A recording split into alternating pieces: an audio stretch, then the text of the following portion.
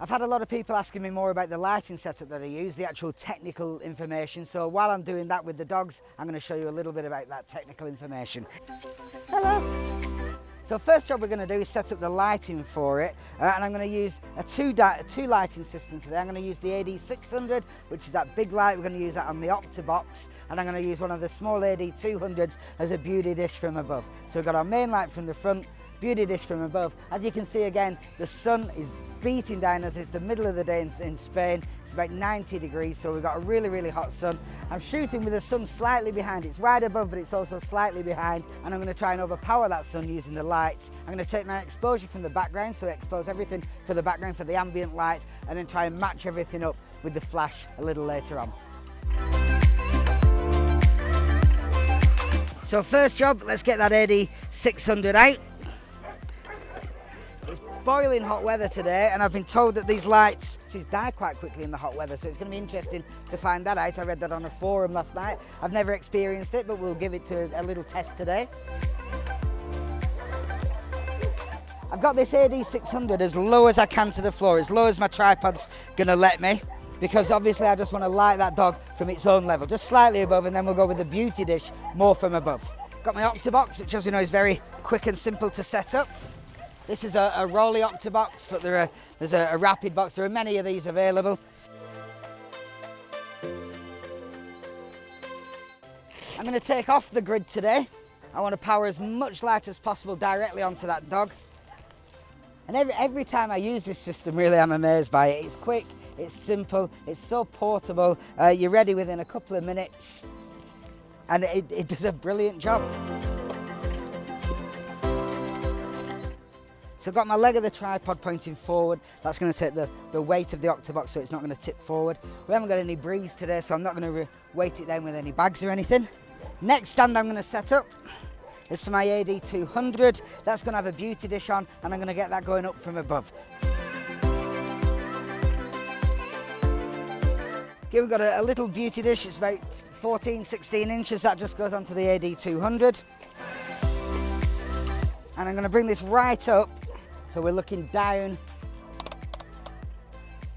Got the sun coming from behind, and I'm going to have this AD200 with the beauty dish coming down, so they're crossing, so they're going to be at 90 degrees. We've got that one coming from behind, this one coming from the side, and the big AD600 coming from the front.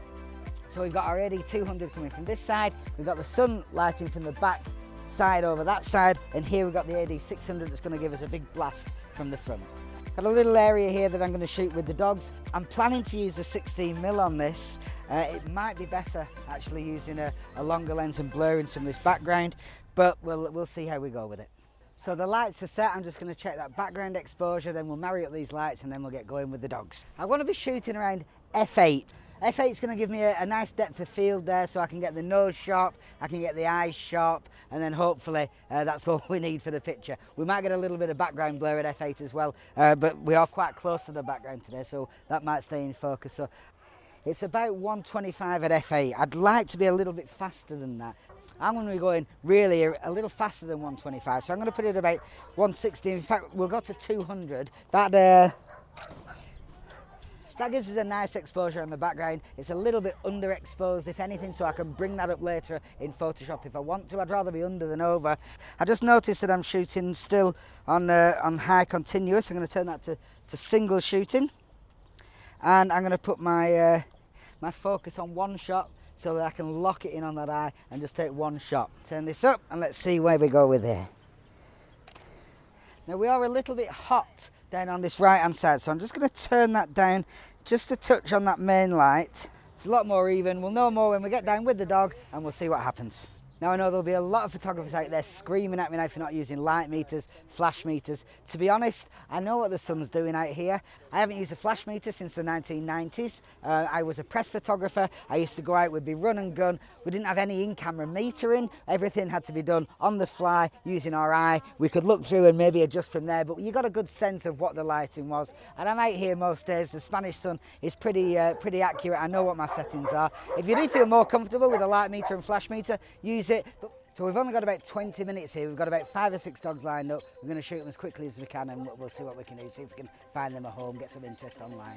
So as you can see, Riley's a little bit a little bit freaked out by this at the minute, so we'll just get him to come through. If you just walk through with him, and we'll just...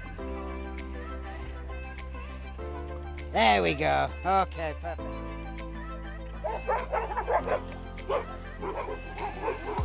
It's okay, leave him. It's keep him there. You see, he's really shy. He's a little bit worried. He's looking a little bit scared at the minute. I'm going to stand much further away, get the longer lens on. It's not my signature shot, but it's not about my shots today. It's all about getting the shots for the dog.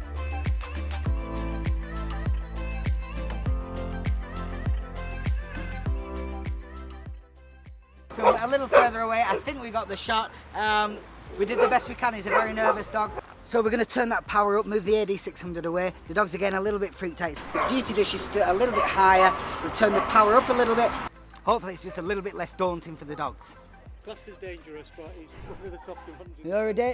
You're a big danger, you, ain't you? What a big danger this dog is.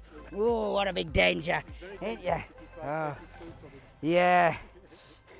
He'll give you a nasty lick, won't you? Eh? Give a nasty lick, won't you, Brandy, hey? Because Brandy's a little bit darker, I'm going to bring this extra AD200 in. Brandy looks like a cheese kind of guy. So, what we got there?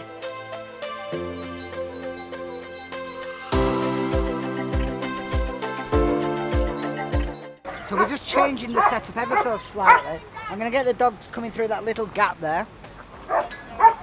It makes it much easier for me to Photoshop out the handle a little later on. It's a nice little thing. It almost hides them. It's like blinkers. Just got the blinkers going through that bush, almost like a horse thing, so they can't see the light, so they're not going to freak out as much.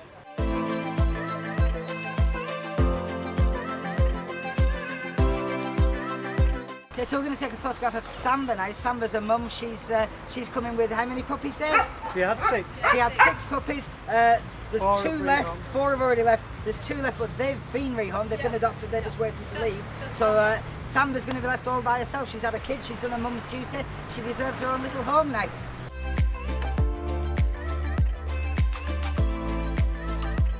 So we'll just put the longer lens on here. Hopefully she won't freak out as much. She won't be able to see me. I'll hide a little bit and we'll just be on walkies then, see what we can do.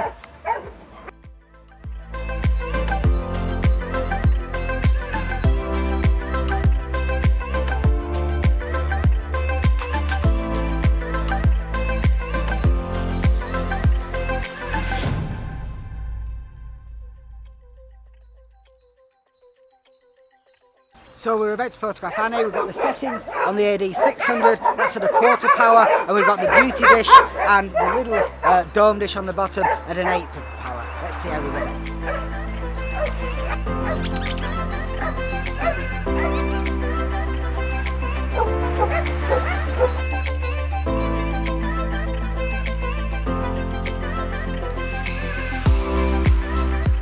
Today we've seen the Godox in real world action. It's been long, it's been hard. We've had a short turnover of dogs. We haven't really had time to set the lights much. We haven't had time to adjust the lights much. It's been quick in, quick out. Let's get the shot. Hopefully you can see in this sunlight, with that such short time frame, we've got a great job. It really is a great piece of kit.